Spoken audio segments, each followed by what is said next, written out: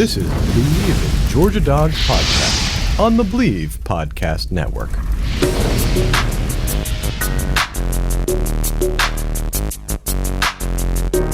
Scored a touchdown earlier on a direct snap. Now it's Michelle's turn, running all the way. Gets to the edge. Sonny Michel will send the Dawgs home to the championship game. 53.5-yard drive near hash, kick right, snap, hold, kick is away, it's reaching, and it is good, good, good. Hot Pod does it. All right, Hot Pod. Dawgs with an up and out, wide open. Touchdown. Israel Troupe.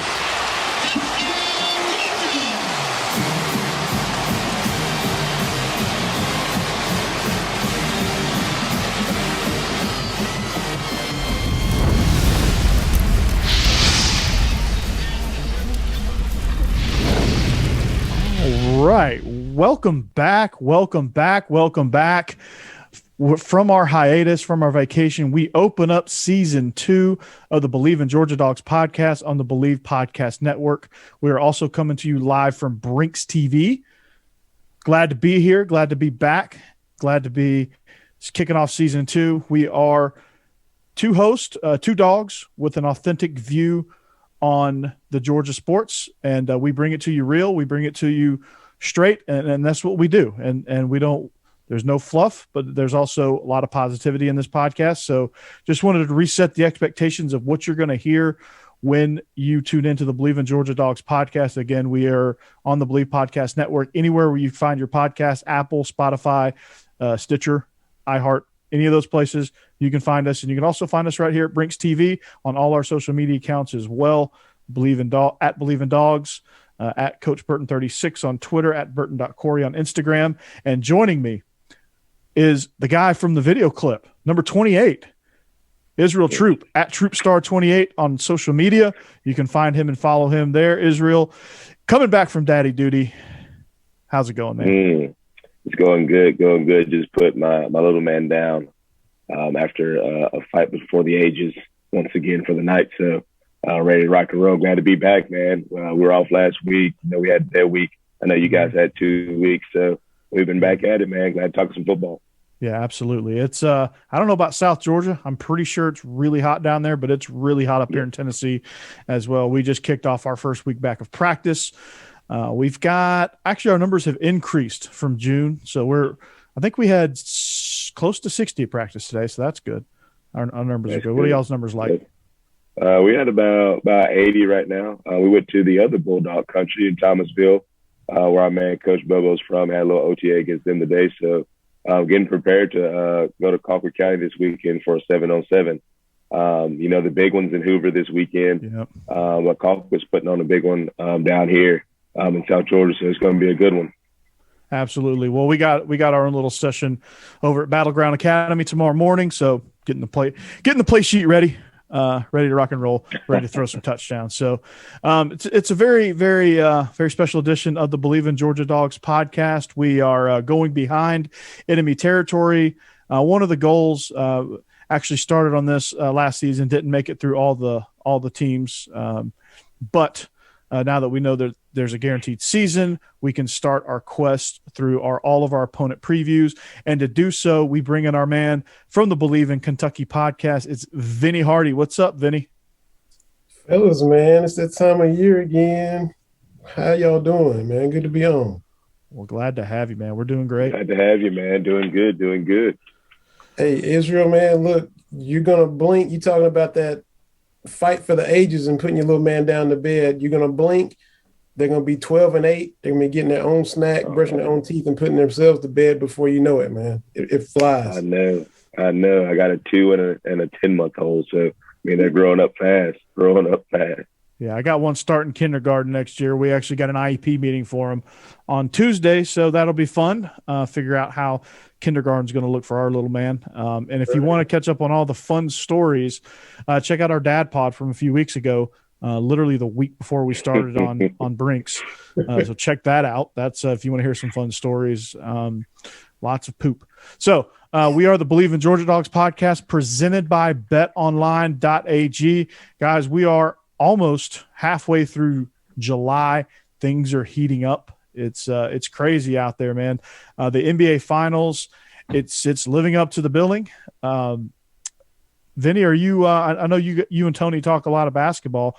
Are you guys gonna jump in on this NBA Finals action? TD kind of does. I'm not a huge betting guy. I like to watch and keep up with it and see the ebbs and flows. Not a big action guy, but definitely glad that BetOnline sponsors all of our podcasts, though. Absolutely. Well, if you're into sports betting, BetOnline is where you can find it. They have all the latest odds, news, and information for online sports betting needs. So if you do get that itch, Vinny, you go visit the website today, or you can use your mobile device to join and receive your 50% welcome bonus on your first deposit. So before that next tip-off, face-off, or pitch, head over to BetOnline and start playing today. BetOnline, your online sportsbook experts. Vinny, glad to have you. Kentucky is one of the most intriguing teams in the SEC East. I host another show called Beast of the East and a third show called SEC After Dark. And, Kentucky's one of those teams that we don't really know because it's a new change in philosophy. There's some things going on at the quarterback, and there's a lot of questions to be answered, but they have a lot of potential to really make some noise within the Eastern Division and within the conference. So we're going to start at that quarterback position, and then we'll get to kind of the overall philosophy and how that kind of ties into maybe what decision they're going to make. But what are you hearing on this quarterback battle with Joey Gatewood and Bo Allen? You had those guys, Joey and Bo, already there, kind of incumbents. But Kentucky's also been active in the transfer portal at various different positions, including quarterback. You had Will Levis transfer in from Penn State. There's also a change at the offensive coordinator position. Eddie Gran is no longer there. Probably a good thing, right? As far as, and he's a nice as nice a guy as you ever want to meet, but the production as far as aerial, it just never was able to get the offense balanced. Kentucky really good running the ball. The passing game was just lacking. Never could hit any deep shots. Is it quarterbacks, is it receivers? Those are kind of the two issues that still need to be addressed as far as improving the team. So they bring in Liam Cohen from the Rams. He's the new offensive coordinator, and he's kind of connected, if you want to say, is Will Levis his guy. He kind of went and got him. Okay. Now they still got to compete in fall camp. Everybody's supposedly going to get a fair shake, but a lot of early indications might point to Will Levis being the starter when all the dust settles. Gatewood's had a good spring. He's probably would be more primed and ready to challenge Levis, but a lot of people think Levis is going to be the starter opening day. Have you been able to see much of what Levis can bring to the table as far as ability, or heard? He's a big guy. He can scramble. You saw some of his action at Penn State. He's got a big arm talent. You want to talk about that? He can do it. He can run a lot of. Is he able to pick guys apart and the accuracy? That's the question when he really gets to play a lot. He didn't play a ton at Penn State. He had some good moments. There have been some flashes. So can he consistently, put the ball where he needs to put it? That will be, what everybody's wanting to see when the bullets start flying. I was wondering, because I was going to ask you, back in the day, because I grew up during the Woodson and the Randall Cobb era, things like that. So do you think Kentucky can get back to that point? They've always been good on defense. They'd always come out one game and beat us, when I was at Georgia. So, they've always had that potential. Do you think they can get back to the point to where they can throw the ball, they can run the ball, they can kind of put everything together as a complete package? with a new offensive coordinator and some new guys coming in. That's the goal for sure, because as limited as they have been passing, they still been able to do work on the ground. The offensive line is probably the strongest group unit on the team. You got Chris Rodriguez from y'all's home state of Georgia coming back, and he's got almost 800 yards last year in the 10-game SEC season. He's one of the College Football Focus's PFF top running backs returning.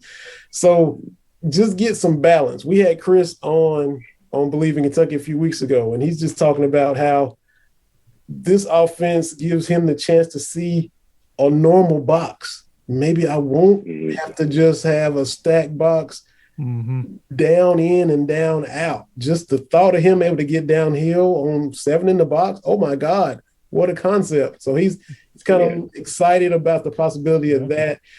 I mentioned Kentucky being active in the transfer portal. They also receiver has been an issue. Quarterback's been an issue. They addressed quarterback with Levis. Wan'Dale Robinson transfers in from Nebraska. He's from Kentucky. Spent 2 years out there with the Cornhuskers. Was kind of misused. They were trying to use him as a tailback out there. A lot of people were misused at Nebraska. So yes. Frosty, man. He's kind of what happened to him? But the selling point for Wan'Dale, Cohen plans on using him a lot like Cooper Kupp for the Rams. Everywhere, jet sweeps in the slot, getting in the ball in space. So he's very dynamic. That could definitely help in addressing the passing game.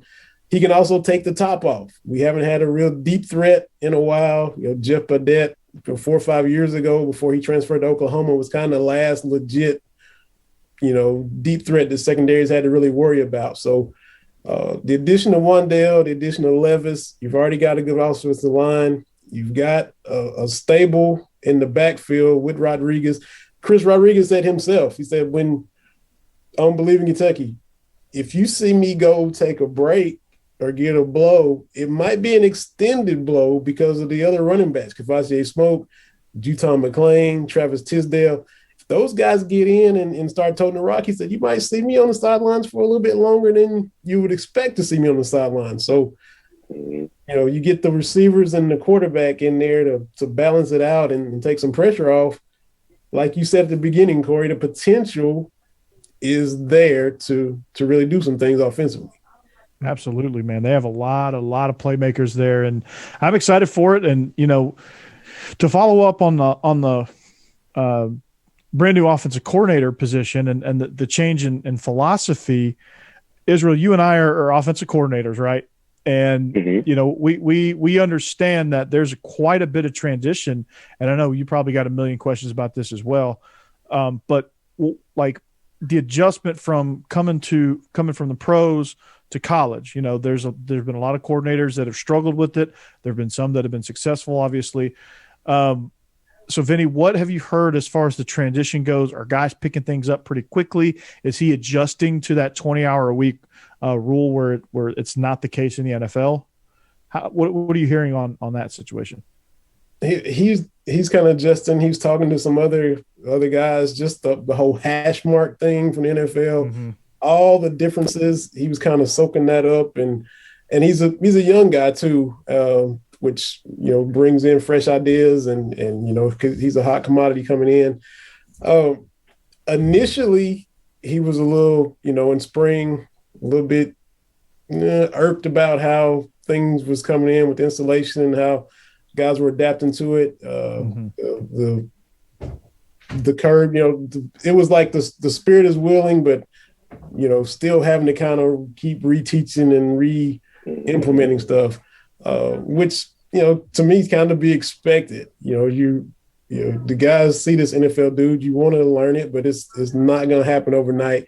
So he was a little bit, not pleased initially, but it's starting to come around. There's a new offensive line coach is here as well. So you still got the big blue wall, but John Schlarman passed away. So you bring in Eric Wolford from South Carolina. So a lot of transitioning is going on. And that's a veteran group, but overall, it's starting to kind of fall in place now. But initially, it was a little tough sledding out of the gate in the spring.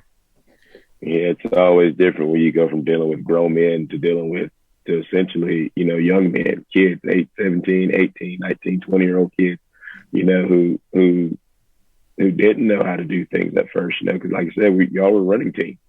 Y'all were running a couple RPOs here, but y'all pretty much ground and pound and, control the clock. And now you come with an NFL guy who's bringing all these ideas and things are moving fast. It is frustrating. Me and Corey both know as being OC, you go from one place to another and expect it to be the same. Well, a lot of times it's not. So you find yourself yelling a little bit more, pulling your hair out a little bit more, and then you start to realize, hey, I got to teach these kids everything I want them to know. So that's always a learning curve as you go. Yeah, I'm hoarse now from yelling today.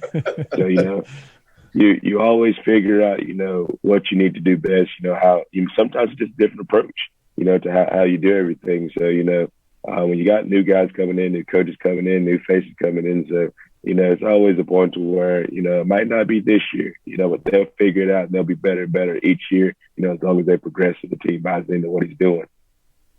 Yeah, and a new running back coach as well. John Settle it's comes a full change. Yeah.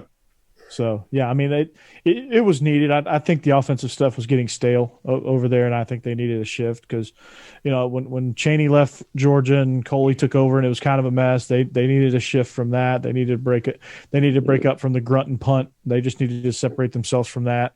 Kentucky the same. I mean, that 14-3 Kentucky game this past season was like watching paint dry. Man, it was one of those where – like sometimes, every once in a while, I can appreciate a good low-scoring game when there's really good defensive plays and it's like good and competitive. But this one was it was Kirby wanted to get out of there. Let's run the clock. Kentucky's like, yeah, we're not winning, so let's run the clock. Let's get out of here. Let's shorten this thing and move on to next week. So hopefully, any offense at all. I mean, it was the year before it was 21-0 down between the hedges in that monsoon. Oh my gosh, yeah. Georgia is still the standard in the East. Everybody knows that.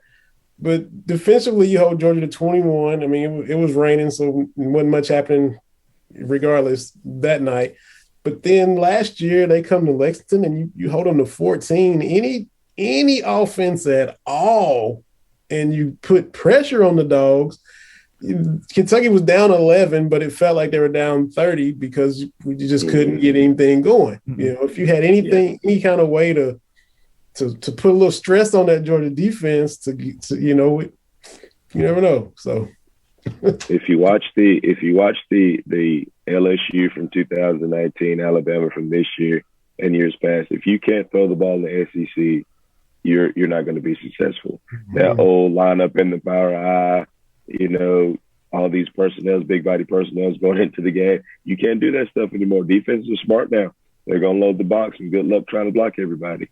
Exactly. If you can't throw the ball in this league, you're not going to win. And I think that you guys are starting to figure that out. I think Stoops is tired of seeing it. He's a defensive guy. Yeah. I think he's tired of seeing that, and he's starting to figure out if we can't throw the ball, we're not going to beat people. Same thing at Georgia now. How many times have you known Georgia throw the ball 85 times in a spring game? Never. Even when I was there, we didn't even do that. So if you can't throw the ball, if you can't throw the forward pass in this league, you're not going to win football games. And I think all the coaches are starting to figure that out. Absolutely. And it starts up front, Vinny. I know it says it replacing 3 starters. I had one of those moments where reading was not my friend, and it said they are returning 3 starters. So the returning 3 starters on the offensive line, you said, is a veteran group. It's an exciting group, I think. And the run game will always be strong because that's kind of what they've built. So how is this offensive line, gonna react to this new philosophy? Who are some guys that are waiting in the wings to step in and fill the voids of the other 2 guys that are leaving? What are we looking like on the offensive line? Any surprises there? The first surprise was Darian Kennard, the right tackle, deciding to come back. You mentioned how replacing should be returning. We didn't think he would be one of those returning starters. We thought he was going to go to the league. He comes back, and that was like, wow, almost re-bolstering an offensive line. Everybody kind of thought he was leaving. You still got some guys that have been there, Kenneth Horsey, Eli Cox that have been there. Some veterans that have been through it before.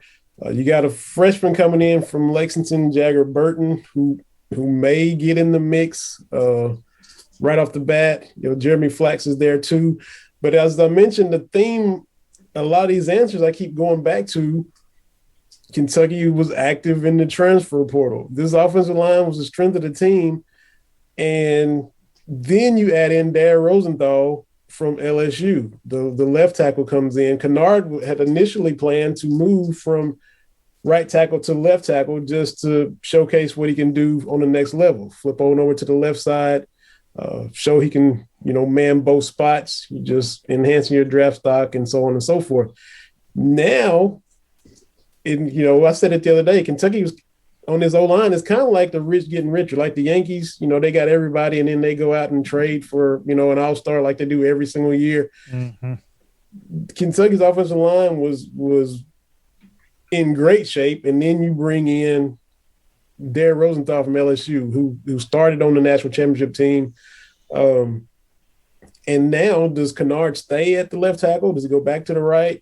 Does Rosenthal's not going to sit the bench. He's going to play and be one and done. He's going to play this year and then go on to the NFL. Kind of like Kelvin Joseph did, transferring again from LSU, who had that great pick six at Tennessee. So let me just go ahead and throw that out there. And then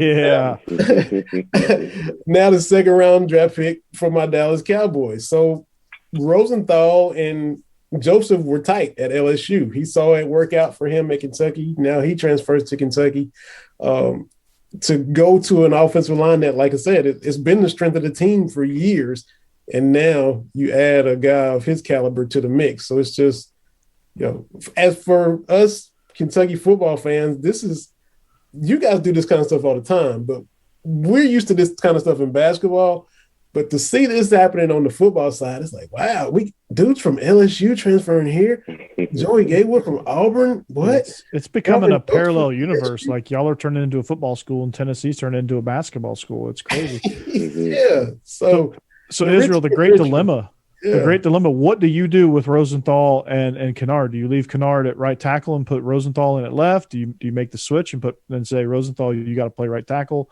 What would you do in that situation? I'm putting the best combination out there because they both can sit on the bench. They both got to play, especially, with Kentucky opening up the offense more. They're already good up front. They can run the ball, but can they pass protect? Now, you really want your best pass protectors up front. So if I have to move one to left and one to right, that's what I'm going to do.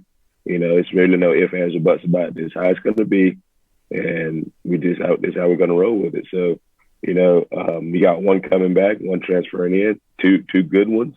They're NFL caliber kids, so they can't sit on the bench. The pedigree of Kentucky offensive linemen has always been they've always been good up front. Now you got two studs up front now, and they both cannot sit the bench. So you have to find a way to. I want to say make them happy, but not really. It's what you're going to do. One's going to play left, one's going to play right. And if you can't play left or right, then we'll switch you to, and then we'll roll with it how best we can. But that's how it's going to be. And the vertical game has to work for Kentucky.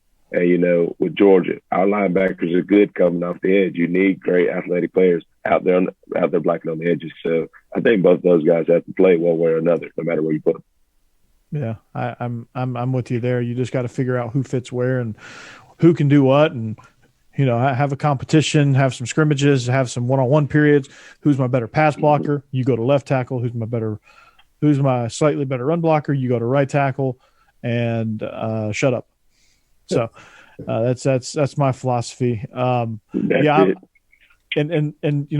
they're blocking for a stable of great running backs. I mean, you still to have Kavasier Smoke still on the roster, that makes me feel good because he's got the coolest name in the entire country, even more so than Smoke Monday. And then you have Chris Rodriguez, you have Tisdale, and then you have a bunch of other guys that are gonna contribute. Can we see is there a possible situation where we could have a 2,000-yard passer, 1,000-yard rusher? If the potential is there, that's better than we have been. We've seen the passing game the past few years, and we don't look. It's a production business. You know it. You played there, Israel. Corey, you know it. You're a coach. It's all about what happens. Everybody loved Eddie Grand. Nice guy, but it just didn't work. It didn't click.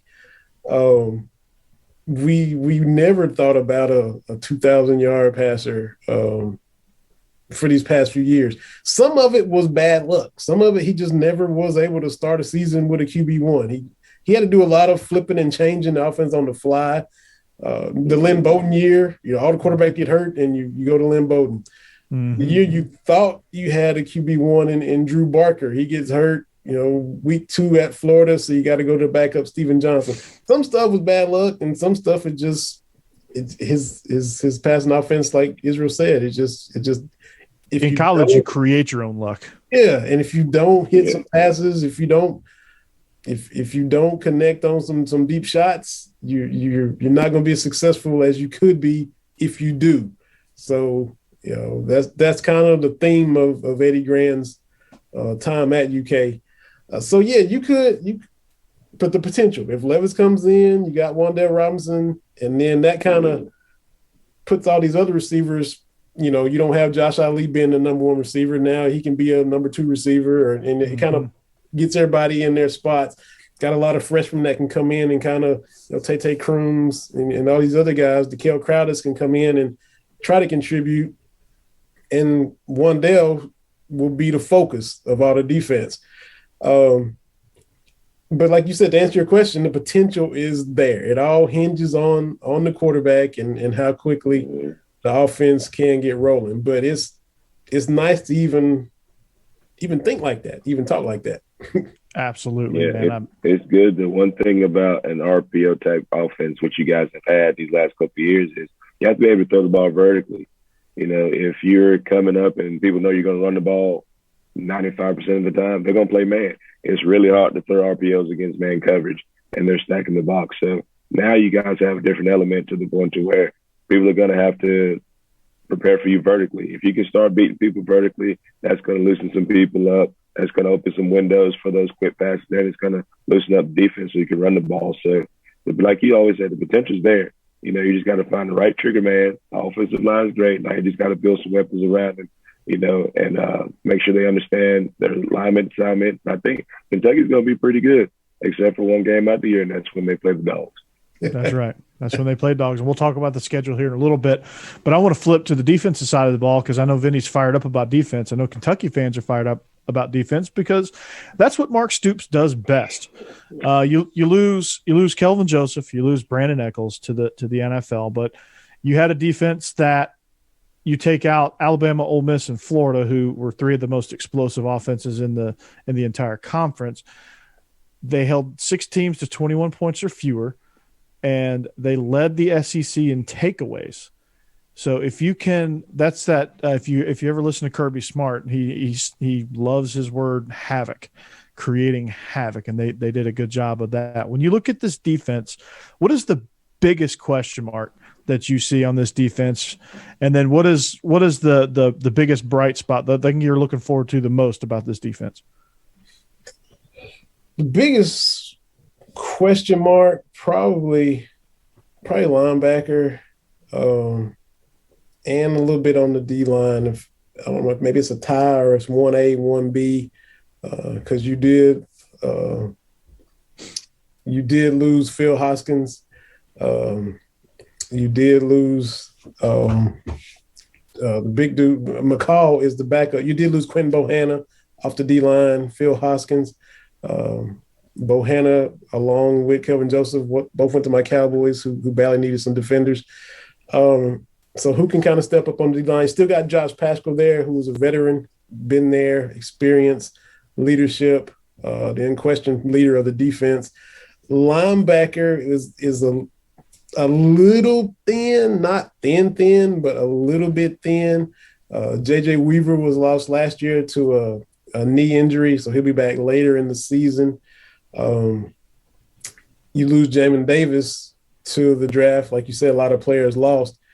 So linebacker is probably a question. Again, here we go, transfer portal. Jaquez Jones transfers in from Ole Miss to kind of fill that need at linebacker. Luke Fulton had transferred from Michigan State to also fill the void at linebacker. You got some freshmen coming up, Trevin Wallace and Martez Thrower, some guys that can prove themselves and have some talent. But I guess I'd go 1A question at linebacker, kind of who's filling Jamin Davis's spot. And 1B would be the D-line as far as the questions. The bright spot's going to be the secondary. You lost a lot, but you still got a lot. You got Cedric Dort, you got Yusuf Corker, you got Tyrell Ajon. Devontae Robinson is coming back for a senior season. Didn't think he would be coming back, but he's back as well.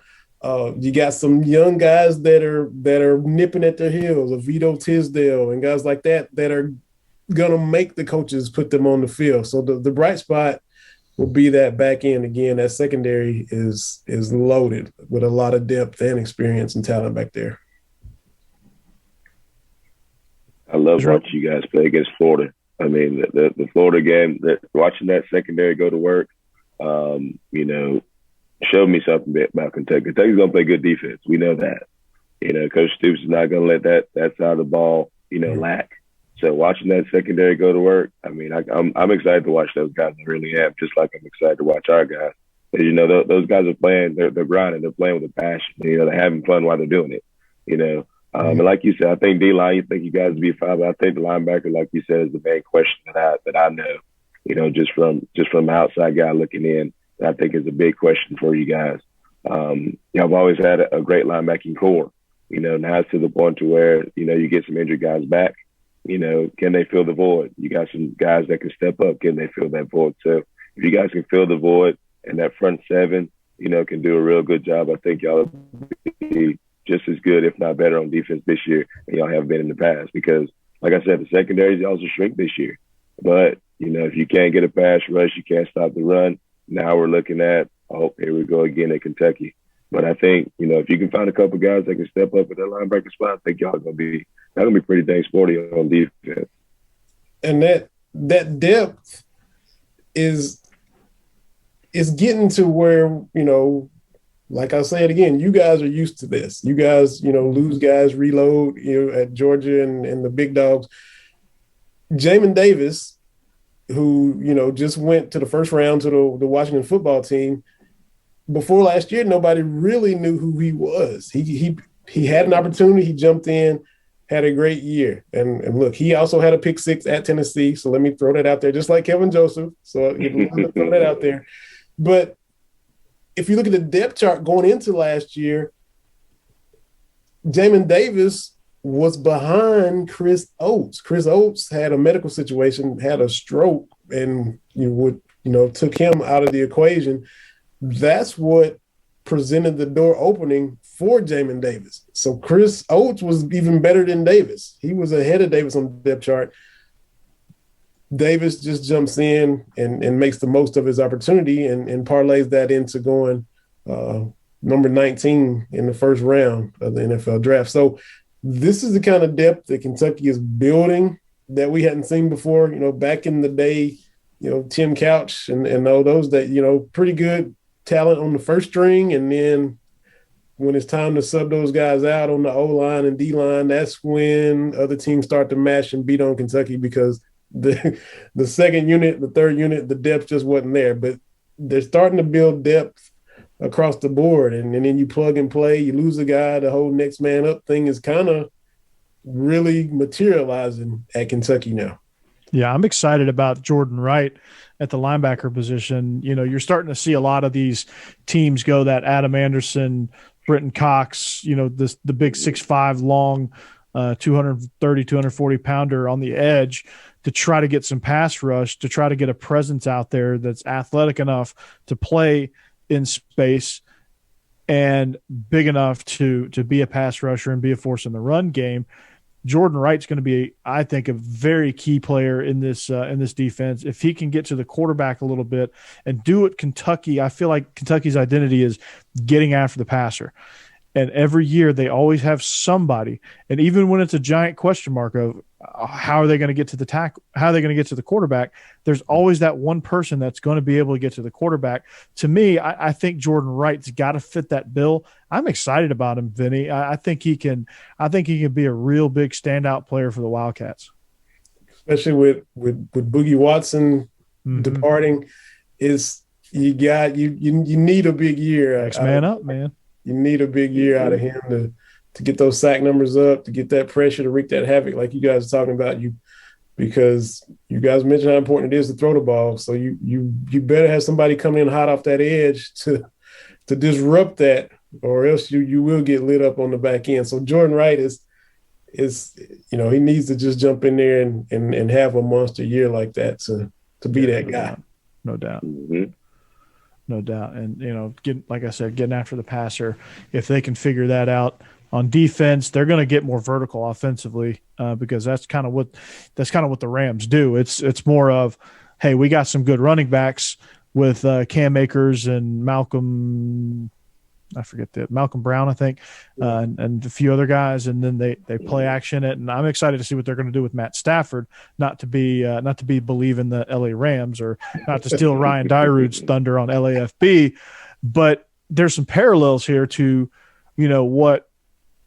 what Sean McVay does, what Cohen's going to do, and kind of what he brings with him to Kentucky. That's the most fascinating part to me, and how the defense is going to kind of play into that.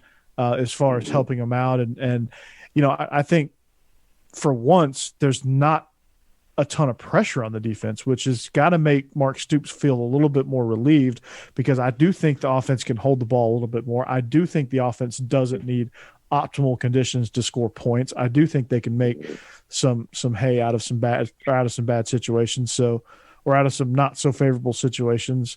So you got to feel good about that part of it, right? For sure. And I think if the wide receivers aren't, maybe outside of Wan'Dale Robinson, what Cohen wants or needs or expects to run his system, in year one, I think he can tweak it and still get production out of the tight ends, because that group is strong as well. Keaton Upshaw, Bates, freshman Dingle coming in. He's got a lot of guys there at the tight end spot that maybe he can kind of, if he's got to diversify his offense a little bit, he can still, get some passing accomplished with the tight end group. He's got some guys there too. If the receivers don't step up like, they need to, he's got that option as well with the tight end group. One thing that, they can take a page out of Baltimore Ravens, things that they did with Lamar Jackson. They had a great group of tight ends. They really didn't have any playmakers at receiver, to Hollywood That's Brown. changed. Now they just drafted Rashad Bateman. So, they're getting some guys, but, they changed their personnel and adapt to what Lamar Jackson does well. We know we can run the ball, and we got tight ends. So let's form our offense around that. And now let's sprinkle some guys around them, to help them out. And that's what they're doing now. And that might be the pedigree for Kentucky to start off. All right, we got a quarterback. We know we can run the ball. We got a strong O-line. We got some tight ends. Now let's dink and dump. Let's see what we can do with these tight ends. And then next year, as that receiver group comes along, you start recruiting, start hitting the transfer portal. Now you can start implementing what you really want to do and start building and building to. Now you have a juggernaut on offense. Now you're clicking on all cylinders. And Israel, to piggyback on your point, with the Ravens, they had Hollywood Brown, they had some mediocre guys, and they had Mark Andrews. They built around that. Now they went out and drafted Bateman. They went out and got Tylan Wallace in the draft, and then they signed Sammy Watkins. So now they're bolstering that group. So now they're going to be a little bit more explosive, a little bit more dynamic, and take a little pressure off Lamar Jackson. You look at the college example, I kind of think of Ole Miss here. Like in year one, they had Kenny Yeboah. They had one good receiver, Elijah Moore, who's now with the Jets. And then they had some good running backs. They had a good running game, and they were able to score a lot of points. And they had the quarterback situation figured out not really. They didn't know Matt Corral was going to be Matt Corral until he was Matt Corral. Yeah. But, everybody thought John Rice Plumlee was going to be the guy, including myself. I did too. But Corral stepped in. So it's kind of a similar situation where you got some guys that, like, maybe everybody thinks it's going to be Gatewood's job because he's been there. He has the chemistry. But now you have Levis coming in at the quarterback's position. So I think that they're going to lean heavily on the tight ends. They're going to lean heavily on the run game. And then, they're going to try to find somebody to play the Cooper Kupp role and just get them through the season. And then they start building. Year 2, year 3, I think this offense is really going to pop. I think you're going to see significant improvement, but it's really going to pop. And to stay on the defensive side of the ball, Stoops is going to love this, and the defensive players are going to love this because it's great complementary football. So I'm looking forward to seeing what Kentucky can bring, the explosiveness, the new philosophy. There's a lot of question marks, which is why I kind of gave the nod to Missouri in the East. But, at the end of all this, I might reshuffle the deck on my predictions right before we get to the start of the season.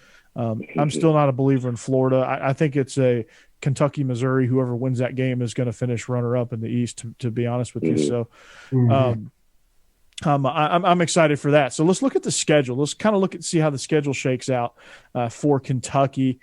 You have that Missouri game that I just said, that happens early, right? Yeah. September 11th against Missouri. That's an important one right out of the gate at South Carolina. That's a confidence booster. You host Florida, which if you're going to get Florida this year, get them at home in the grocery bag at Kroger Field.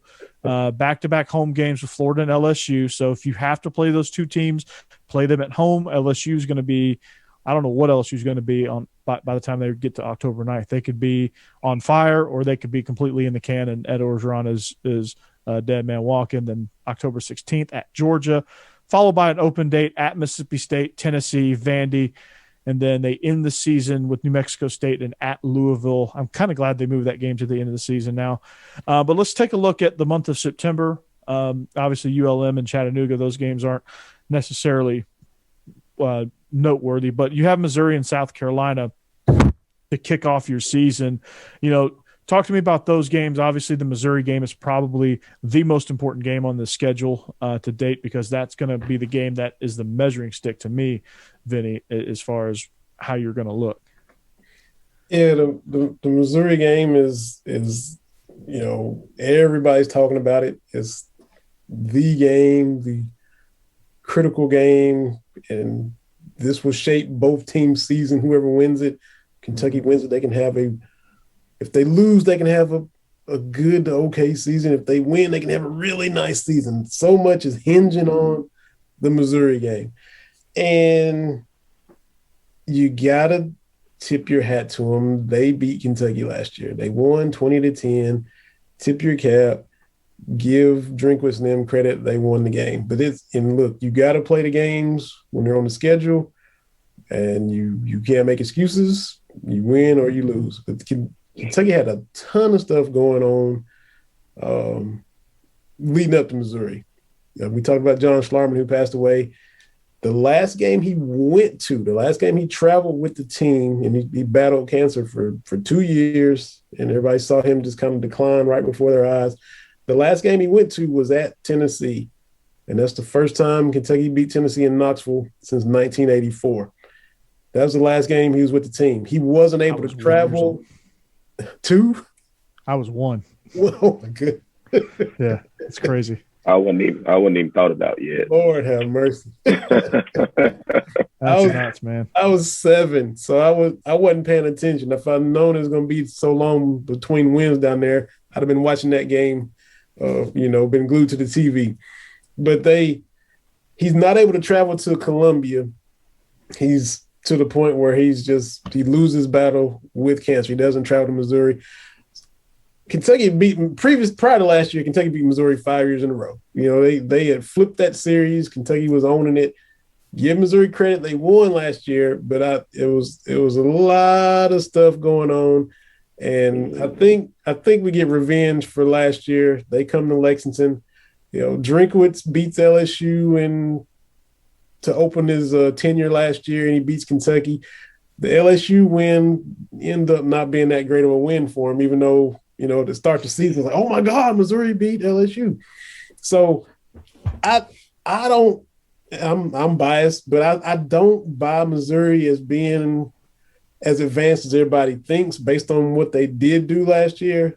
I think he'll kind of come back down to earth. I think Kentucky does kind of reestablish having the dominance in the series. Like I said, they beat them. Kentucky doesn't have multiple game win streaks against many teams at all. Usually everybody had the streaks against us. Florida had the 30-year streak. Tennessee won 28 in a row. We're on the wrong end of that stuff. But now Kentucky's got a 5-game win streak against South Carolina, against Missouri, against Vanderbilt. I think they get revenge on Missouri in week 2. South Carolina, Shane Beamer is kind of coming into a mess, kind of like Mark Stoops did when he replaced Joker Phillips. It was a hot mess in Lexington when Mark Stoops came in his first year. Joker Phillips went 2-10. Stoops comes in, goes 2-10, gets his brains beaten in until he can get the cupboard stocked back up. I think that's what Shane Beamer's about to have. About to get his brain kicked in until he can kind of get stuff built up in Columbia. So, like you said, Corey, South Carolina should be a confidence booster. Yeah, and I think they get revenge against Missouri. Israel. Kroger Field is a tough place to play.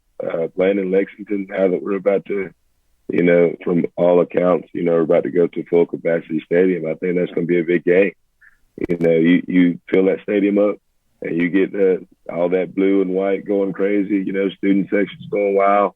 Missouri's going to be in for a fight that game. And, you got South Carolina too. They're in a rebuilding situation right now, like you said. So, sky's the limit, in September, for Kentucky. You never look past, your smaller opponents. So, but if you come out, you can establish some things, get some confidence going forward.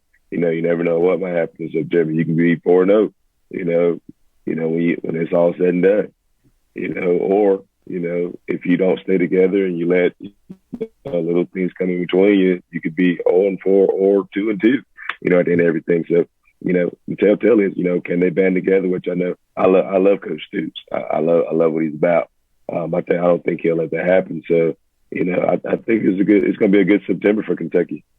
Basilak is good. I'm with you, Corey, with your co-host on the other podcast. Thank God Roundtree is finally gone. Yeah, I know, right? But I think think Kentucky does get a little payback against Mizzou and Eli when they come to Lexington, and it should shape up to be a pretty good September, like you said, Israel. I'm gonna put that in my back pocket when we make these picks week 2. So I'm gonna keep your statements in my back pocket. So that leads into a stretch of Florida, LSU, Georgia. Obviously, going 2-1, and that is actually 3-0 would be absolute best case scenario in that. But that would mean winning a road game at Georgia, which Georgia's pretty loaded, and we'll get to them. But Florida, LSU, those are definitely winnable games. You're definitely hosting them at Kroger Field.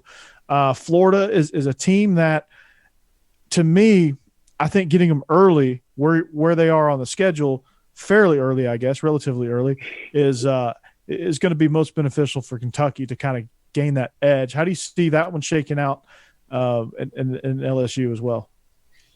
As far as Florida goes, look, it's all about what happens when the clock strikes 0. But with Stoops coming from Florida State, it's like he was familiar with them. Kentucky, even before they recruited to this level, has been matching up with Florida pretty good for the last 5 or 6 years, and should have more than the one win that they got in the Swamp a couple of years ago. You look at the scores, back when Boone Williams and them was there, they lost 36-30 in overtime. They had a 14-9 loss in Lexington. They had a 28-27 loss where we left receivers uncovered twice, and that's how Florida got 2 touchdowns. So that's they've been going toe to toe with Florida for a while. They beat them in the swamp with Josh Allen and those guys. They should have a couple more wins against Florida. I'm with you, Corey. Florida, you talk about having a lot to replace and losing Trask and Pitts and Grimes and everybody down there. I think they'll be a little bit vulnerable. I think it is a winnable game. And like you said with LSU, the title was great, but stuff's been a little bit sketchy since. And just don't know if old Coach O can hold it all together. I think they'll be a little bit vulnerable coming in as well. So I'm not trying to be a homer. I'm not that dude. I try to be realistic when I'm looking at it, and I'm like, these are still winnable games for Kentucky. And I'm not just saying it because I'm a Kentucky fan and do a Bleav in Kentucky podcast, but they can legit. There's something to be said. Florida and LSU have come back to the pack a little bit, and Kentucky's caught up a little bit. So, I mean, that's viable. I mean, they're winnable games now. That they wouldn't be 2 years ago, but they're winnable games now. Mm-hmm. Yep, we all know that LSU and Florida are going to be pretty good on defense. So if you guys, like you said, if you guys can get the offense going and kind of match, kind of what they're doing offensively, I think those are 2 definitely winnable games for you guys. Yeah. And then you get the Georgia game, then you get an open date, and then you get a gauntlet of Mississippi State, Tennessee, and Vandy. Tennessee's a team that I think is not going to be as bad as everybody thinks they are. Style of play is going to come into factor here. A team that I am excited to watch because year 2 has always been one of Mike Leach's best years in any program that he's been at. Washington State, they went from 2-10 to I think 9-3 in the Pac-12, and then year 3 they were contending for the divisional title, which they never were able to win because Washington, Oregon, and Stanford were in the way. But Mississippi State's a team that scares me. I think they're going to be one of those teams where I don't think they really have a shot to win the West, but they're going to be one of those teams where they're going to be pesky. They're really tough against the run. They have a good quarterback who had a solid year last year, especially on the tail end of it when they finally inserted him into the lineup. How do you feel about Mississippi State? Then you get Tennessee at home, and then you're at Vanderbilt. That's a pretty good confidence-building gauntlet of games. The Mississippi State obviously being the biggest test out of those 3. Yes, and they're still different with Leach. We've seen the physical, mauling, grinded out type Mississippi State teams in years past under Mullen, with Prescott and all those guys when Dak was there. And that's Kentucky's, cross division opponent every year.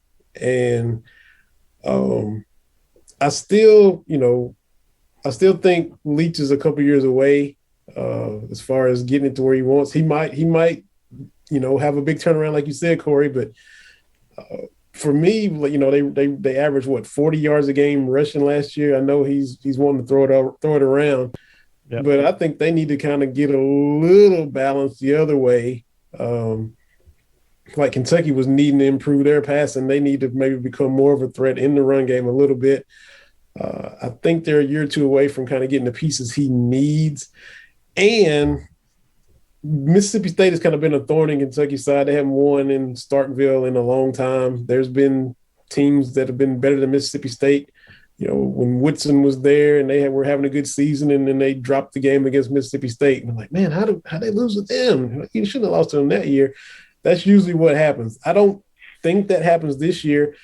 And the thing about it is, look, I will concede Kentucky's going to have to show me they can beat Georgia before I'm here saying they're going to beat Georgia. So after they lose to Georgia, there's a bye before they play Mississippi State. They finished that Florida, LSU, Georgia gauntlet. You got a bye before you have to go to Mississippi State. So I like the placement of that bye week. Even if Mississippi State is better than I think they're going to be, I'm glad you get a chance to recharge after that Georgia game before you have to strap it on against Mississippi State. Yeah, no doubt. I mean, I I think it's important, Israel. I know that those open dates for y'all were, I'm sure, crucial, right? Mm-hmm. They were always crucial because, ours usually came right before we played Florida. So, it was a good time to, recharge everything, kind of get back to the fundamentals, get back to the basics, get some guys healthy. Because, injuries are going to happen in between that time as well. So, those open weeks are important, especially when you're thinking about a Mississippi State team who's going to come in, who got better as the season went along. Coach Leach got what he wanted, out, kind of got his philosophy in how he wanted things ran. And Mississippi State was on the roll for a little while there, toward the end of the season. So you're going to get them coming in after a bye week, which I think is good. So if you guys can bounce back and get everything rolling after that stretch, some very tough games in between, and meet up against a really good Mississippi State team and squeak out a win. I think that would be very beneficial for your team morale and, to finish out the season strong because you'll get a win against Vandy, because Vandy still hadn't shown me anything yet. I think they got a new head coach, which is going to be really good for them, but I think he's still some time away before Vandy's a real contender, in the league. So, the next 3 games after that bye week are going to be important to, kind of see where Kentucky's going to end up to finish out the year. And they're going to want – Mississippi State's going to want payback against Kentucky like Kentucky wants revenge against Missouri. Kentucky seemed like 27 picks against Mississippi State last year. So they're going to want to, erase that stink from last time they faced UK. So Kentucky will have to be ready. They can't just show up and beat Mississippi State, but I think they will handle it. And like I said, I like that open date after the Georgia game for sure. Yeah, and Tennessee will their style of play. They're tough to deal with as far as how their pace of play and what they're going to bring. They're going to bring that UCF style of offense. The one thing I'll say about Tennessee is getting them in November is a little bit more beneficial for the Vols. And it seems like, Vinny, that curse, that Vol curse. I know y'all erased a little bit of it last year, but there's still the previous 2 seasons where it's like you give it away when you shouldn't, and is the tide turning in that series now where it's Tennessee is now starting to become the cursed team against Kentucky, or does that game scare you being in November? That's usually when it always is. It used to be, the last game of the season, back in the day, before they had started playing Louisville, it was always. I remember 07. If y'all would have hung on, Georgia would have been in the SEC title game and would have smoked LSU. Look, you took the words right out of my mouth. I was literally about to say, way to go, Kentucky. We're playing Georgia Tech. We're sitting here listening to it, and we're like, yes, we're about to go to the Citrus Bowl. We beat Georgia Tech. They're throwing oranges out on the field. And next thing you know, Kentucky loses in overtime. Man. Way to go, guys. Way to go. My sister and my dad and my dad just passed away last month. We said we're going to go to every Tennessee-Kentucky game until Kentucky wins. So we would go to Knoxville. We go to Lexington, we freeze, we make that sad walk out of Neyland, we make that sad walk out of Kroger Field, whichever it was. We made that walk out in 07 in overtime. We were about as sad as y'all were, Israel. So here's the crazy stat. You talk about just weird, crazy stuff as far as long losing streaks and things of that nature. We already talked about Kentucky snapping the streak in Neyland Stadium in '84. That's the first win in 36 years. Now you get them in Lexington with a chance to have a 2-game winning streak against the Vols. You beat them last year. If they win this year, that'll be the first time they beat Tennessee in back-to-back years since 76, 77. I was born in 77, so I've never seen us beat Tennessee 2 years in a row. So in that sense, it does scare me. Kentucky should be better. Kentucky should be better. I always look at the schedule whenever there's a first-year coach on there, you beat that dude's brains in. Coach Stoops caught his whoopings his first year. Everybody was, killing Kentucky. kick Josh Heupel's teeth in, kick Shane Beamer's teeth in. So yes, from that standpoint, Kentucky should handle Tennessee. You got a new guy coming in. They got sanctions. They giving out McDonald's. They got all that stuff going on. Giving out McDonald's. Handle business against Heupel. So, get that special Happy Meals, baby. Yeah, get that 2-game winning streak. They're Happy Meals, all right. They should do it. But when you seen Kentucky lose to Tennessee so many different kinds of ways, it can't help but be in the back of our minds. It's not so much the players because, these guys weren't even born. They weren't around. But the fans will get that, oh, my God, feeling, oh, here we go again, because that's still part of Kentucky fans that have been around and seen us lose, a la LSU and the Bayou Miracle, whatever they did to beat us in Lexington. We used to always find ways to lose. So that'll still be in the back of our minds against Tennessee.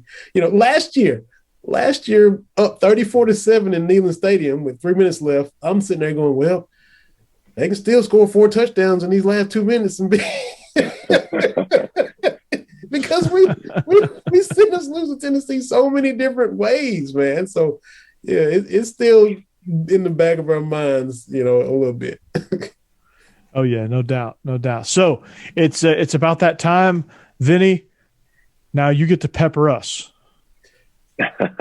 I'm gonna come with my heavy hitter question. Like I said before we came on, I was saving this one for when I had you guys on Bleav in Kentucky, but this is my number one burning question. Oh, burning question. Okay. Here we go. We all know what it's like to be fans. We know what passionate fan bases are like. Israel, you lived it and breathed it and played. Georgia fans are as passionate as anybody. My question is this: where is everybody at on? And it's almost crazy when I ask it, but I still want to know, where's everybody at on Kirby Smart? We know he's one of those assistants who's never beaten Nick Saban yet. You all have had some chances. You all have had them beat a couple times. Y'all had them dead to rights. Weren't able to seal the deal. Georgia hasn't won a national championship since 1980. Now that's a long time for Georgia. They're a contender. They're in the mix every year. Y'all expectations are high. Just look, there's Kentucky fans who are tripping because they haven't been to the Final Four since 2015. There's fans that are like, oh my God, what is going on? So to be 40 years without a title, is everybody still cool with Kirby? Or is he getting a little flack for a couple of those missed opportunities? Where's everybody at on Kirby? Where are you guys at on him? I know he's an upgrade over Rick, but is some of his luster starting to kind of wear off already? Israel, take this one. I actually just had this conversation today with one of my coaches. He's a big Georgia fan as well. No, from my understanding, the expectation's always high, especially when you have one of the top recruiting classes, in the nation. What most people don't understand is you're still having to teach, you're still having to coach. You're still asking young men to do something, that a lot of them might not be, used to doing, and that's being held accountable for things. That's one thing that, Coach Rick instilled in us, being accountable. That's one thing that Kirby Smart's instilled in those guys, to be accountable. Well, he also holds himself accountable. He also knows that he should have won those games. 2nd and 26 still haunts us. We were one play away from winning the national championship. So I think, for me, Kirby's not on the hot seat. Coach Rick wasn't on the hot seat, in my opinion, either. They wanted to change, and, they got changed. Kirby Smart's come in. He's done some great things. He's been there. But, it's still in the back of your mind. You're still like, when Georgia's going to get over that hump? It's been since 1980, and that's everybody's argument that we talk to. Well, we beat Florida, the last 5-6 years, but they want to say y'all hadn't won a title, since 1980. That doesn't matter. We're talking about present day right now. So I don't think he's on the hot seat. I think he's doing a great job. I think he's got a great staff around him. I think he's doing everything the right way. And to win a national championship, you got to have a lot of things line up for you. You can't have injuries. Some other team, has to have injuries. You got to have some luck. Going into games. You got to hope that the starting quarterback's girlfriend breaks up with him. The week of your game when you play him. Just little things like that. That's going to give you an edge to win. It ain't just my guy's betting yours. A lot of times it is, but it also takes luck to do those things because if we really look at it, Ole Miss should have beat Alabama last year. Mm-hmm. So it ain't always easy. And that's what some people don't understand. They want instant gratification. Oh, you guys have the top recruiting class right now. Yeah, well, guess what? We still have to teach those guys. They still have to learn the system. They still have to do things, in order to win that national championship.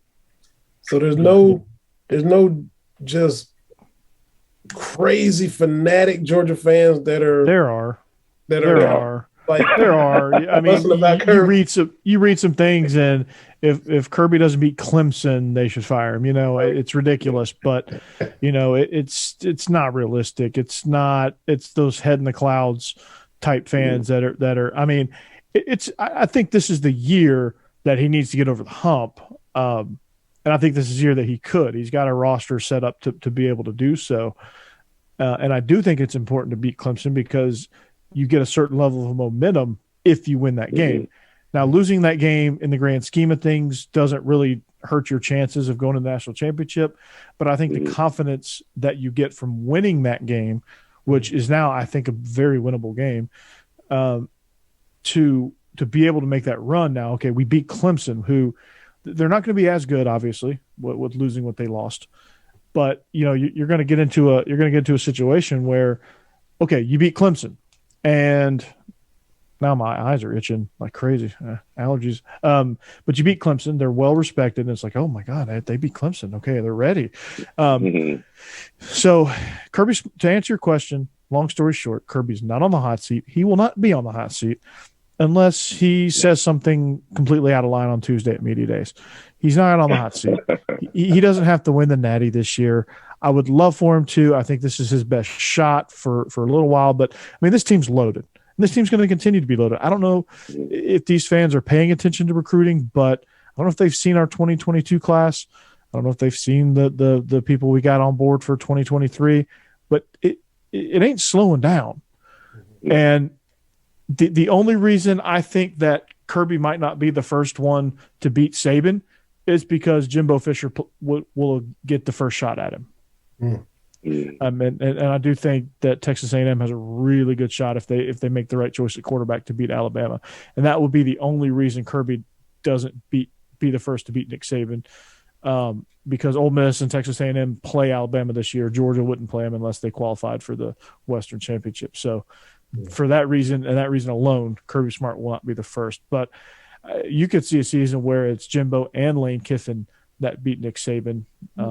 This, with what they've got. So I'm not predicting that win, but I'm saying there's a definite possibility. But all this talk about Kirby being on the hot seat is absolute nonsense. He's been great for the University of Georgia. All the talk about Rick being on the hot seat, he was great for the University of Georgia. He did a lot of great things for the program. Sure, in 15 years you're going to have a couple down seasons. That's normal. Yeah. And unfortunately for Coach Rick, he's dealing with Parkinson's disease now, unfortunately, and that's a bit of sad news, or that's a lot of sad news. But when he left in 2015, you could tell that I think he was a little bit relieved, because to me, I think it needed to happen because he was burnt out, and in turn, I think the fan base got burnt out on Coach Rick. So all this it's been since 1980, and I think that's where all the frustration is. For Georgia fans. I just think it's okay. It's been 40 years, almost 50 years since we won a national championship. We've been close. I think if Jim Chaney doesn't go into the tank in the fourth quarter, we're not talking about this drought. We're talking about, okay, this is, we're talking about Natty number 2 under Kirby and not Natty number 1. So, this is. And then I ask people all the time, who are you gonna go get? If you fire Kirby, who are you gonna go get? Yeah. Name one person that could take over that job right now. I can't. Recruit at the same same name level. One person. Like, you're not getting Ryan Day. which I'm not so sure that Ryan Day is necessarily better. Why would he leave Ohio State? He wouldn't. You got to think. You got to think. If you fire Kirby, you got to think of who you're going to try to go get. Why would they leave a great place that they're already at? Yeah, Ryan Day ain't leaving. You know what I mean? Ohio State. Dabo ain't leaving Clemson, and I'm not so sure Dabo would be a good fit at Georgia anyway. Who else? We don't know about Sark. Everybody's quick to anoint Sark. We don't know anything about him. Kiffin's not necessarily. I mean, are you going to hire Kiffin? You're going to hire. You're going to hire Sam Pittman. I mean, I love Sam Pittman, but I don't know. Like, he's good for Arkansas. Right. Yeah, you can't. Like I said, you can't name a person that you're going to go out and get that's going to be like, oh, that is a home run hire. Because the next person to have the Kirby is going to be like, why they ain't do getting that? Lincoln Riley. Right. No. Yeah, you're not going to get Lincoln Riley. I would be hard pressed to think. And Georgia fans are like, oh yeah, we just throw the bank at him. Why would Sean McVay leave the Rams unless he got fired? He ain't getting fired, right? No. Why would Kyle Shanahan leave the 49ers? Yeah, why do you think Kyle Shanahan would work in college? Yeah, these are guys who have had the opportunity to come to college, who they wanted to have college head jobs when they were coordinators, that turned it down because they wanted to stay in the NFL. Mm-hmm. So all of this stuff that, everybody's saying, oh, Kirby's on the hot seat. Tell me who you go get. And not one person who is saying, well, this should be the year that Kirby does it, has told me a person that can be hired to replace Kirby Smart. Mm-hmm. So just sit back with your popcorn and your beer on your bed screen and enjoy the show. Enjoy the show, man. And then clamor for John Gruden when we don't win the Natty. Yeah. John Gruden. He bought some property beside a Stone Mountain. That'll be the rumor. He flew into Atlanta. So what's he doing in Atlanta? Right. Oh, he's playing the Falcons? Okay. Yeah. Yeah. What else you got for us, Vinny? That was the main one. As far as that was I just threw the big one at you because I just wondered and you guys hit it. You got those friend fans that will talk crazy, but as a whole, I just wondered. We certainly have those. Yeah, you got the ones that kick over refrigerators. I've seen that before. No, that's impressive. Yeah, a full refrigerator got kicked over, and I said, you know what? It's time for me to go home. Exactly. Yeah, that was my main one for flip flop. I had to get some more, of course, queued up for y'all when we get you on Bleav in Kentucky, but I just came out with the main one just to kind of get a pulse of what's the feeling going on down there, because everybody does talk about, like you said, haven't won since 80, but I'm like, what do the objective Georgia fans think about Kirby? So that's why I wanted to get your guys' thoughts on it. We're not necessarily objective, but we're also realistic. Well, realistic, not because, like I said, Kentucky fans. There's Kentucky fans who haven't been to a Final Four. We're talking 6 years ago, and there's people losing their minds. Fire Calipari. Let me ask you about Calipari. Are you? What are you and TD talking about that? Are you guys? Do you think he's ready to move on, or? No, not after last year. You can't leave after going 9-16. You can't. No, you can't. You can't have the worst year in 100 years, and that's what you walk off on. He's all about, He even said it, like his last call-in show to end the season. Everybody's laughing at us, and get your jokes in now because have your fun while you can. Because he's all about, all right, let's fix this. And he hit the transfer portal just like Stoops did, and you could argue Kentucky football and basketball have successfully navigated the portal, better than any two tandems in the country, because well done. He's restocked the roster. They couldn't shoot last year. You got guys that can shoot the rock now. You got pushed around because you had thin, big men. You wouldn't get Oscar Sheboy, who's 270 from West Virginia, who transferred, and there might be another big coming. We'll see. So he addressed all those issues. He's not going to get caught in the situation he was in last year. Yeah. He's, if you have a down year, if Kirby was to go 8-4, he'd be pissed and ready to fix it the following year. That's where Cal is now. If Kirby goes 10-2, he's pissed and ready to fix it next year. Right. Yeah. If he has a bad practice, he's pissed and ready to fix it right now. So yeah, Tom Crean was actually really active. Got himself lost 4 starters and gained 4 starters in the portal. So it's kind of like it kind of looks like a fantasy basketball league where you're doing a bunch of dropping and adding. So I have no idea what Georgia basketball is going to look like to do a way too early Georgia basketball preview to say what they're going to look like. I couldn't tell you. Could not tell you. I just know that we couldn't shoot threes. Yeah. We could drive and get to the hoop, but that didn't stop us. And we couldn't play defense. That didn't stop us from heaving threes and giving up transition buckets. And we're glad to have Severe Wheeler too. He beat us and then he joined us. And we're happy to have him, SEC leader in assist, to dish the rock to all the shooters that if you can't beat them, go steal them. That's right.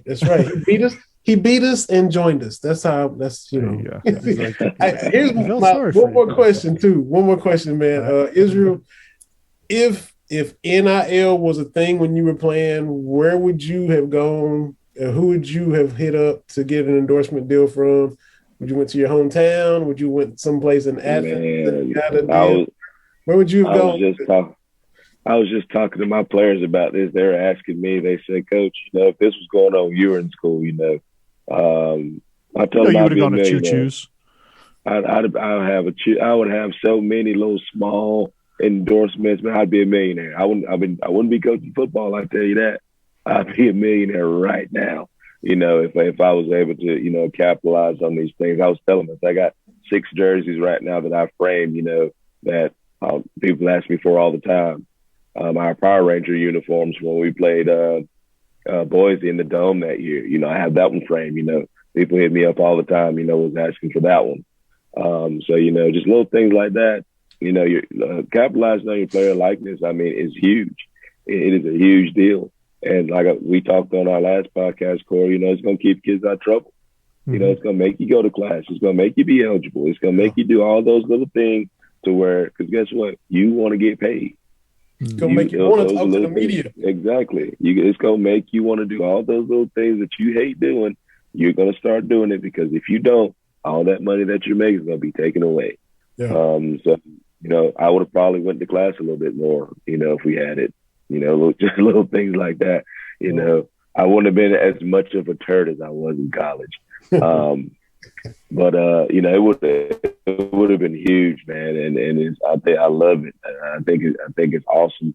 I think if handled the right way, and family members and friends don't get greedy, for a lot of these players, I think it's going to be a great thing. I think it's going to be great. And I think it's great for the sport. You make these billions of dollars. You see NCAA commercials. When the Final Four hit, the playoffs hit. Softball just this past year, all those people, at the softball championships. You just look at that. It's great for the sport. If I'm making this amount of money for you guys, at least let me make a little bit on the side, without any penalty. So yeah. You're always working. That's the thing that people don't realize. You're always working. Yes, I have a scholarship, but I'm working for that scholarship every single day. Yeah. And now you get paid, to work for your scholarship, do everything right. Now you get paid for it. Yes. Yeah. Work a camp, have an autograph session, do stuff like that. Go to speaking engagements. Yeah. My car would look like a NASCAR. But yeah, I'm stoked that, one of the biggest stories from this NIL thing is actually a women's basketball story. The Cavender twins from TikTok. Yeah. They got some big things in the works. Boost Mobile, I think, is their biggest sponsor. They've got some things going on. And so, I think the biggest worry was, it's going to be like 1% of college football. Well, they play at Fresno State. Yeah. They're one of the lead stories of this whole NIL thing. So I'm excited to see that it's kind of starting to go right. Barstool is signing a bunch of athletes, Tate Ratledge and his mullet. If there was ever a Barstool athlete to come through Georgia, he was definitely one of them. Your boy Ben Jones and Boss Andrews were definitely also 2 of them that I think would have fit in the Barstool brand. If I played and I had NIL, I would have definitely had Anoco Express. Probably would have had All Good. Probably, let's see, where else would I have had? Probably would have had Chick-fil-A, let's be honest. Shout out to Chris Burnett. So yeah, I would have tried to do all the little places that I go. And hey, let's just give me some cash, give me some free food, and let's be done with it. We good. So, I'll tweet it out. Yeah, I'll tweet it out and I'll sign some autographs and hey, let's rock and roll, man. That's right. So my last name being Hardy, I would have, of course, went to Hardy's. So would have had to do a little something with them. And there was. You'd have been really screwed if you lived on the West Coast though, because it's not Hardy's, it's Carl's. That's right. Carl's Jr. wouldn't have worked the same. Sure wouldn't have. There's a little place in my hometown, coming to Kentucky, the hoagie shop, first place you get your license, everybody go through and get a milkshake, get a hoagie, get a hamburger. I would have definitely tried to work out a little something with them, and then just, autographs and, working a camp or something like that, stuff like that, Yeah. Oh yeah. Would have just played your cards right with it. There you go. That's it. So, well, Vinny, it was a pleasure having you on, man. This is a lot of fun. This was a great way to kick off season 2 with the Bleav in Georgia Dawgs podcast, man. I look forward to doing it game week, and we ought to get together during basketball season and try to get one. Maybe you can get me interested in basketball again. So there we go. I'm all for it, man. But like I said, it was a pleasure having you. Where all can we find you? I know you're doing voiceovers now. Also, I just learned that. I didn't know that about you. So where all can we find you? Where can we find your work? And, what all are you up to? Yeah, doing just one day at a time, man. Like having fun with this, just like you guys are. You can find me at Vinny Hardy, Vinny with a Y, Hardy with a Y on Twitter. At Bleav in Kentucky on Facebook, Instagram, Twitter, and TikTok. Since we've done so much podcasting and talking, I have started where I'm set up to do voiceover work, animation or audiobooks or, commercials or radio. At Vin's Voiceovers on Twitter, Vinny's Voiceover on Instagram and TikTok and Facebook and all the other platforms. So if you know somebody that needs some voice work and my voice fits it, you need a Southern sounding voice, just let them know and tell them to holler at me, and having fun with that as well. In addition to parenting like we're all doing and being husbands and fathers and all that everyday stuff that we do, and having fun talking about the sports that we always talk about anyway. And here we are on podcast and hosting and talking with cool guests and chopping it up and on a platform like Bleav and being able to enjoy that. So just having fun, juggling everything and trying to keep all my ducks in a row. It's like the dude at the circus. He's spinning the plates and you got to run and spin a plate, got to run and spin a plate. That's what we're all doing. And we all trying to keep our plates from crashing onto the floor and busting. And then we all trying to do the best job we can at keeping everything spinning and humming and working. I hear that, man. I hear that. I know the plate spinning. I'm currently spinning 4 plates in the podcast world. So we're good, man. Absolutely, man. You're doing a good job. Both of y'all are, man. It's always fun to be on with y'all. Enjoyed it last year. Crazy that it's already that time again, but, we can't wait. And I always enjoy listening to y'all, getting the insight and hearing who y'all talk to. And all the other podcasts you're on, talking SEC, man, it's great stuff, man. It's all good, man. I enjoy it, and it's something that's a lot of fun. Israel, we'll have to get you on SEC After Dark, but you got to come ready with a beer. So, but yeah, we are I'm always ready. You're always ready. He doesn't. He stays ready. Ain't so no he doesn't problem. have to get ready. That's what he does. Whatsoever. Israel Troupe brought to you by Choo Choo's restaurant. That's right. So, that is correct. And Raising Cane's. I would love to be sponsored by Raising Cane's. That sounds like a good idea. Me too. And sponsored by Barbaritos. So there you go. No, he's not really. All 3 of those places, if you do want to sponsor our show, let me know. Reach out. So, but we are the Bleav in Georgia Dawgs podcast. We are presented by betonline.ag. I want to thank Vinny again for coming on. For Israel Troupe, Vinny Hardy, I'm Corey Burton. Thank you. Have a great weekend. We'll see you back here next week on Brinks TV and everywhere you can find your podcast. Go Dawgs. Go Dawgs.